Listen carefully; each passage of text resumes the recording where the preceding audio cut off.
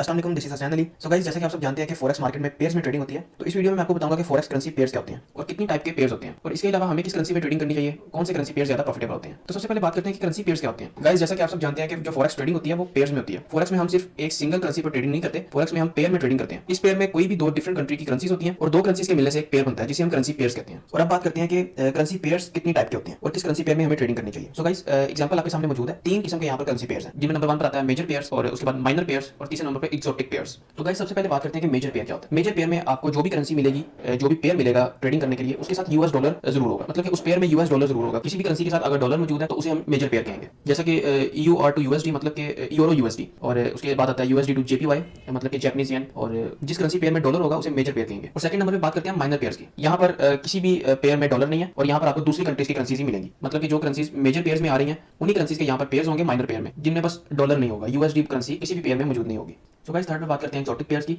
यहाँ पर other countries की करेंसीज, जो स्मॉल कंट्रीज हैं, उनकी करेंसी यहाँ पर मौजूद होती है। सो इनमें कोई ट्रेडिंग करने का इतना ज़्यादा फायदा नहीं है। तो बात करते हैं कि हमने ट्रेडिंग किन में करनी है।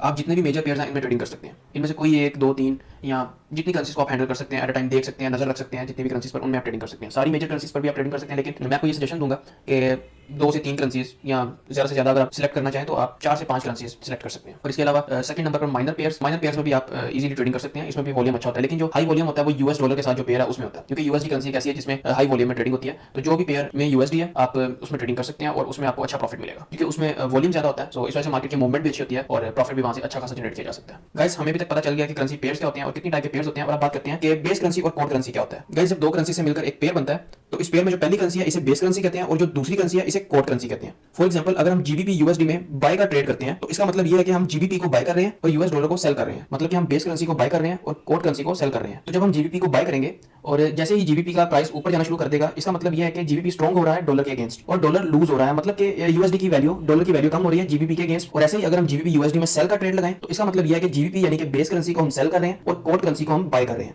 यानी कि यूएस डॉलर को बाय कर रहे हैं और जीबीपी को सेल कर रहे हैं। तो जैसे ही जीबीपी का प्राइस नीचे आना शुरू कर देगा, इसका मतलब ये होगा कि हमारी जो कोर करेंसी है वो स्ट्रॉन्ग हो रही है और जो बेस करेंसी है जीबीपी वो अपनी वैल्यू को लूज कर रही है, यानी कि इसकी वैल्यू कम हो रही है। तो गाइस, ये डिफरेंस है बेस करेंसी और कोर करेंसी का। आई होप कि आपको इस वीडियो में तीनों टॉपिक समझ आ गए होंगे कि करेंसी पेयर्स क्या होते हैं, कितने टाइप के पेयर्स होते हैं, और बेस करेंसी और कोर करेंसी क्या होता है। और इसके अलावा मैं अपनी नेक्स्ट वीडियोस में बताऊंगा कि आपने चार्ट कहां से देखना है, इन करेंसीज को सर्च कहां पर करना है। तो ये सब कुछ मैं अपनी नेक्स्ट वीडियोस में step by step cover up करूंगा। So guys, take care.